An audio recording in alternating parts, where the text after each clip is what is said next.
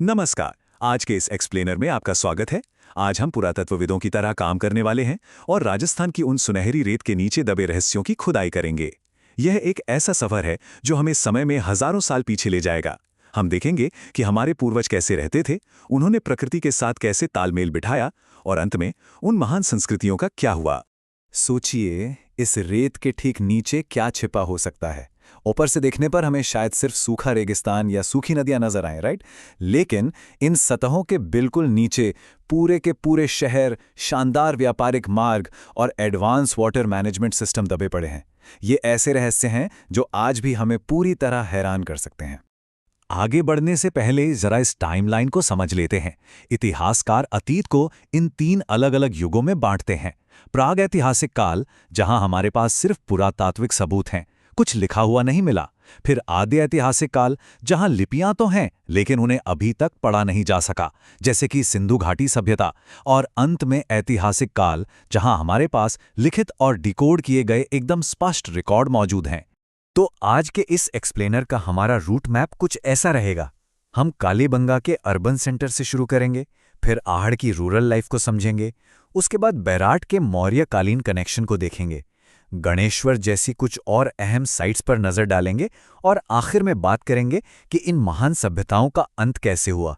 शुरुआत करते हैं हमारे पहले पड़ाव से, कालीबंगा, यानी काले रंग की चूड़ियों का शहर, एक बेहतरीन नगरीय सभ्यता। उत्तरी राजस्थान के हनुमानगढ़ में घग्गर नदी के किनारे बसा ये शहर कोई आम बस्ती नहीं थी। अमलानंद घोष ने 1952 में इसे खोजा था और डॉक्टर दशरथ शर्मा का ये कोड देखिए, वो इसे सीधे हड़प्पा और मोहनजोदड़ो के बराबर रखते हुए सिंधु घाटी सभ्यता की तीसरी राजधानी बताते हैं। कमाल है ना? अब एक दिलचस्प बात सुनिए, इसे दीनहीन यानी गरीब बस्ती भी कहा गया, क्योंकि इन्होंने पक्की ईंटों की जगह कच्ची ईंटों का इस्तेमाल किया था। लेकिन इनकी साइंटिफिक सोच देखकर आप हैरान रह जाएंगे। ये लोग एक ही जुते हुए खेत में गेहूं और जौ की 2 फसलें एक साथ उगाते थे। बलि के लिए इन्होंने 7 अग्नि वेदिकाएं बनाई, पर कोई मंदिर नहीं मिला। और सबसे चौंकाने वाली बात, यहां एक ऐसी इंसानी खोपड़ी मिली है जिसमें 6 छेद हैं। मतलब वे उस जमाने में भी शल्य चिकित्सा या कहें सर्जरी करने की कोशिश कर रहे थे। जरा इस हाथ से बनाए गए चित्र को देखिए। ये कालीबंगा की ऑक्सफर्ड या ग्रिड प्रणाली है। सड़कें एक दूसरे को बिल्कुल समकोण यानी राइट एंगल्स पर काटती थीं। इसके साथ ही लकड़ी की नालियों का इनका शानदार ड्रेनेज सिस्टम साबित करता है कि इनकी टाउन प्लानिंग कितनी एडवांस थी। चलिए अब आगे बढ़ते हैं आहड़ की तरफ। ये हमारी ताम्र समृद्ध ग्रामीण सभ्यता है, जो कालीबंगा से एकदम अलग एक रूरल सेटअप था। अब दक्षिण की ओर उदयपुर में आयरन नदी के किनारे चलते हैं। यहाँ कालीबंगा और आहड़ के बीच का फर्क साफ दिखता है। जहाँ कालीबंगा कच्ची ईंटों वाला एक अर्बन ग्रिड था, वहीं आहड़ पूरी तरह से एक ग्रामीण समाज था, जिसकी नींव मजबूत पत्थरों पर टिकी थी। कालीबंगा का फोकस नगर नियोजन पर था, जबकि आहड़ का पूरा ध्यान तांबा गलाने और अपनी बनास संस्कृति पर था।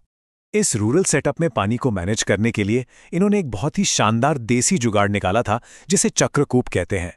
इसमें होता यह था कि मटकों को एक के ऊपर एक रखकर जमीन से पानी निकालने या एक्स्ट्रा पानी सोखने के लिए एक सोखता गड्ढा बना लिया जाता था। बिल्कुल सिंपल पर बहुत इफेक्टिव। 1953 में अक्षय कीर्ति व्यास द्वारा खोजा गया आहड़ पूरी तरह से तांबे और अपनी कम्युनिटी के इर्द गिर्द घूमता था, इसलिए इसे ताम्रवती नगरी या धूलकोट भी कहा गया।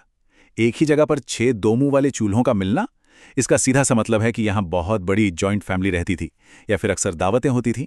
और हाँ, बिना हत्ते वाले बर्तनों का मिलना ईरान के साथ इनके ट्रेड लिंक्स को दिखाता है। साथ ही यूनानी देवता अपोलो की तस्वीर वाले सिक्के बताते हैं कि इनका ग्लोबल कनेक्शन भी काफी मजबूत था। अब थोड़ा गियर बदलते हैं और मौर्यकालीन अवशेषों की तरफ चलते हैं। हमारा अगला पड़ाव है बैराट, पांडवों से लेकर अशोक तक का सफर। जयपुर के बाणगंगा नदी बेसिन में बसा बैराट ऐतिहासिक युग का एक असली खजाना है। 1937 में दयाराम साहनी ने इसे खोजा था। यहाँ सिर्फ एक गोल बौद्ध मंदिर के ही अवशेष नहीं हैं, बल्कि 1837 में कैप्टन बर्ट ने यहीं सम्राट अशोक का मशहूर भाब्रू शिलालेख भी खोज निकाला था।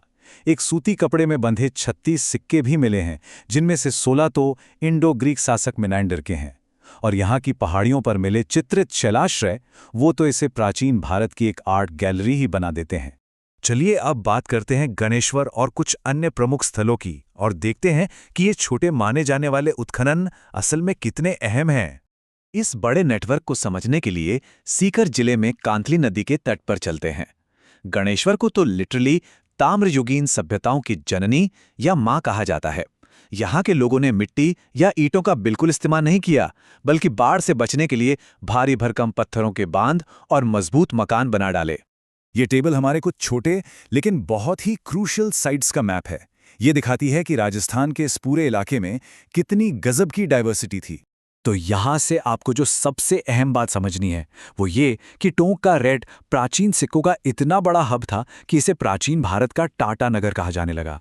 दूसरी तरफ भीलवाड़ा के बागोर ने इस रीजन में सबसे पहले खेती और पशुपालन की शुरुआत की। चित्तौड़गढ़ की नगरी से हमें राजस्थान के सबसे पुराने वैष्णो मंदिर के प्रमाण मिलते हैं। और भरतपुर का नोहा, वो तो अपने आप में एक रेयर साइट है जहां 5 अलग अलग संस्कृतियों के क्रमिक विकास के सबूत एक ही जगह मिल जाते हैं।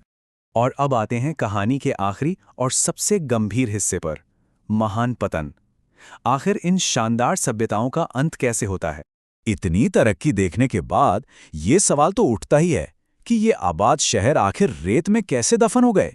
सच तो यह है कि इसके पीछे कोई एक कारण नहीं था।